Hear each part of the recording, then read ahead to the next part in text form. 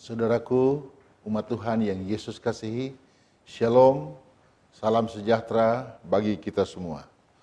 Saat ini kita sedang menyaksikan program Landasan Iman yang dilandaskan kepada firman Allah, Sola Scriptura. Segala sesuatu didasarkan kepada Alkitab. Dan kita akan membahas doktrin yang ketujuh dari 28 doktrin yang ada. Kita akan membahas tentang sifat manusia. Mengapa Allah menciptakan manusia? Karena Allah menjadikan manusia menjadi objek kasih Allah. Allah menjadikan sasaran kasih-Nya untuk manusia yang diciptakannya, yang dikaruniakan akal, moral untuk berpikir. Bagaimanakah sifat manusia pada saat diciptakan dan sebelum jatuh ke dalam dosa? Di dalam Kejadian pasal 1 ayat 31, maka Allah melihat segala yang dijadikannya itu sungguh amat baik. Hari pertama sampai hari yang kelima, Allah hanya menyatakan setelah ia menjadikan suatu hari itu baik adanya. Tetapi pada hari yang keenam setelah manusia dijadikan, muncul kalimat sungguh amat baik. Apa sebab? Karena manusia ada dalam gambar dan rupa Allah yang memiliki arti, memiliki fisik seperti oknum penciptanya. Juga memiliki karakter yang menyerupai karakter penciptanya, yang tidak ada cacat dan dosa. Manusia dikaruniai akal untuk berpikir dan membuat keputusan di dalam memilih jalan hidupnya. Sebelum jatuh ke dalam dosa, manusia berkomunikasi langsung dengan penciptanya, memiliki pakaian kemuliaan, dan menikmati hidup yang bahagia. Apakah pada waktu manusia diciptakan cenderung untuk berbuat kejahatan? Alkitab mencatat sesungguhnya tidak. Tetapi apakah ada potensi untuk jatuh ke dalam dosa? Iya. Apa sebab? Oleh karena manusia diberikan kuasa untuk memilih. Dan pada akhirnya kita tahu manusia salah menggunakan hak pilihnya. Ia tidak patuh terhadap amaran Allah. Dan akhirnya jatuh ke dalam dosa. Nah, bagaimana keadaan manusia? Sebelumnya, kita masih terus melihat kondisi atau sifat manusia sebelum kejatuhan. Di sana dikatakan bahwa manusia datang dari tangan Sang Khalik, bukan berkembang secara evolusi. Dan manusia mulia adanya. Mereka dijadikan dengan satu kesanggupan yang luar biasa untuk saling mencintai dan melayani satu dengan yang lain. Walaupun tetap ada batasnya, di mana mereka tidak mampu mengerti dan memahami seluruhnya tentang kekuasaan dan kebesaran Tuhan. Dicatat dalam Pena Ilham Alfa dan Omega jilid 1, halaman 36 dan 37.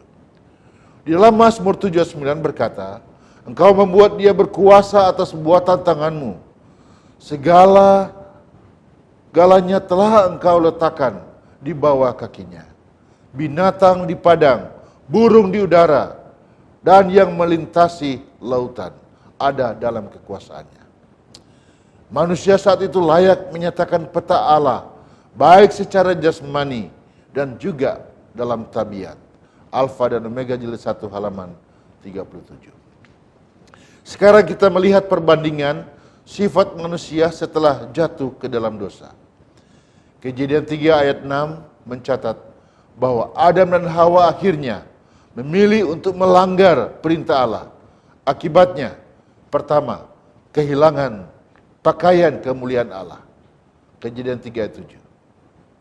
Pengertiannya digelapkan dalam Efesus 4 ayat 18. Hatinya penuh dengan kejahatan. Yeremia 17 ayat 9. Mati secara rohani dalam Efesus 2 ayat pertama. Dan pada akhirnya manusia akan binasa dalam Ayub 4 ayat 17. Hidup manusia bagaikan uap yang sebentar ada, sebentar hilang dalam Yakobus 4 ayat 14. Dan hidup manusia hanyalah bersifat sementara dalam Lukas 13 ayat 2 dan 3. Siap menghadapi upah dosa, yaitu maut atau kematian yang kekal.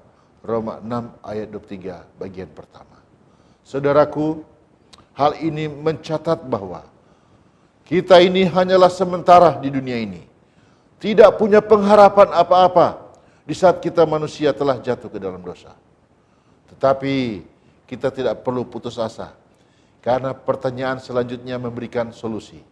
Bagaimana caranya agar manusia yang telah jatuh ke dalam dosa, yang menghadapi maut itu, dapat lagi layak mendapat hidup yang kekal? Ayat yang sangat familiar dalam kehidupan orang Kristen. Yohanes pasal 3 ayat 16, karena begitu besar kasih Allah akan dunia ini, sehingga ia mengaruniakan anaknya yang tunggal, supaya setiap orang yang percaya kepadanya tidak binasa, melainkan beroleh hidup yang kekal.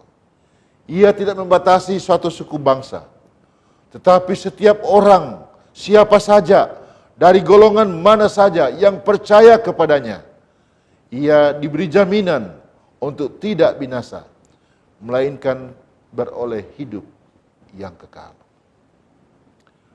Di dalam Ibrani 5 ayatnya yang ke-9 berkata, dan sesudah ia mencapai kesempurnaannya, ia menjadi pokok keselamatan yang abadi bagi semua orang yang taat kepadanya. Yesus telah menjadi pokok keselamatan bagi semua orang berdosa, karena ia telah melakonkan hidupnya menjadi korban pengganti di atas kayu salib. Sesungguhnya hukum menuntut kita untuk mati kekal, karena kita telah menjadi pelanggar-pelanggar perintah Allah.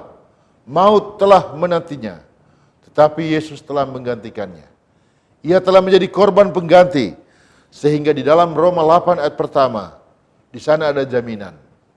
Demikianlah sekarang, tidak ada penghukuman bagi mereka yang ada di dalam Kristus Yesus.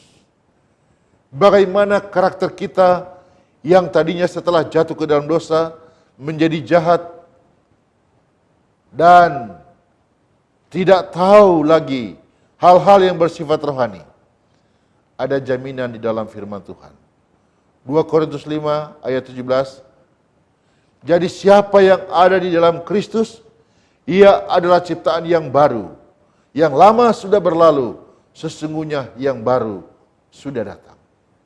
Yeskel mencatat lebih jauh dalam Yeskel 36 ayat 26. Kamu akan kuberikan hati yang baru, dan akan kujauhkan daripadamu hati yang keras, dan kuberikan kepadamu hati yang taat.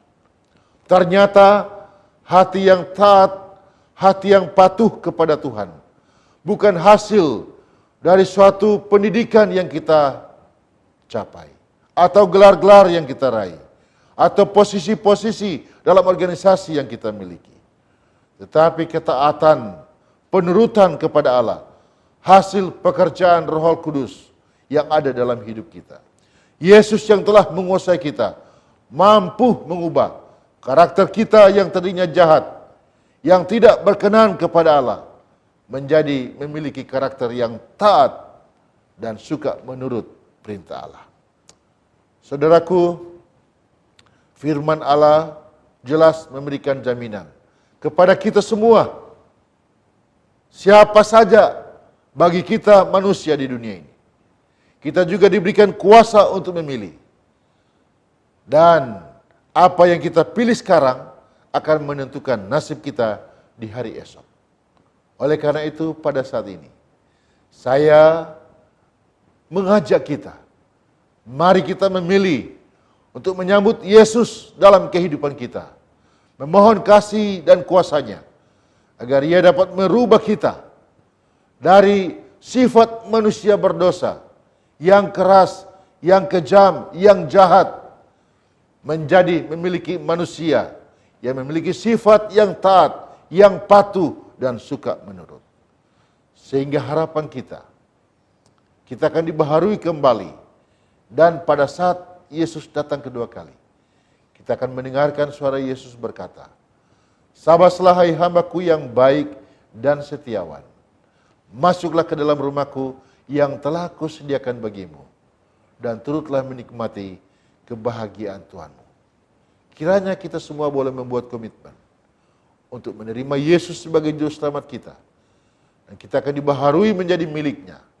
Dan kita boleh menikmati hidup yang tak bertepi dengan Tuhan kita untuk selama-lamanya di Yerusalem baru. Kasih karunia Tuhan Yesus menyertai kita sekalian. Mari kita tunduk kepala dan kita berdoa. Ya Bapa di sorga, terpujilah namamu Tuhan. Terima kasih karena Allah sungguh baik. Allah mengasihi kami. Allah telah menciptakan kami menjadi objek kasih Allah. Walaupun kami telah jatuh ke dalam dosa, namun kasih-Mu sungguh dahsyat. Telah menyediakan solusi, yaitu Yesus Kristus yang telah menjadi korban pengganti di atas kayu salib. Sehingga bila mana kami membuka hati, menyambut Yesus sebagai juru selamat dalam hidup kami mempunyai harapan kembali untuk diubah menjadi milik Tuhan. Kembali menghidupkan karakter-karakter yang mulia. Dan boleh memiliki jaminan untuk menikmati hidup yang tak bertepi dengan Tuhan kami untuk selama-lamanya. Allah memberkati kami semua, para pemirsa yang telah mendengarkan pekabaran ini. Kiranya kami boleh tetap menjadi milik Allah untuk selama-lamanya. Di dalam nama Yesus, hamba-Mu berdoa. Amin.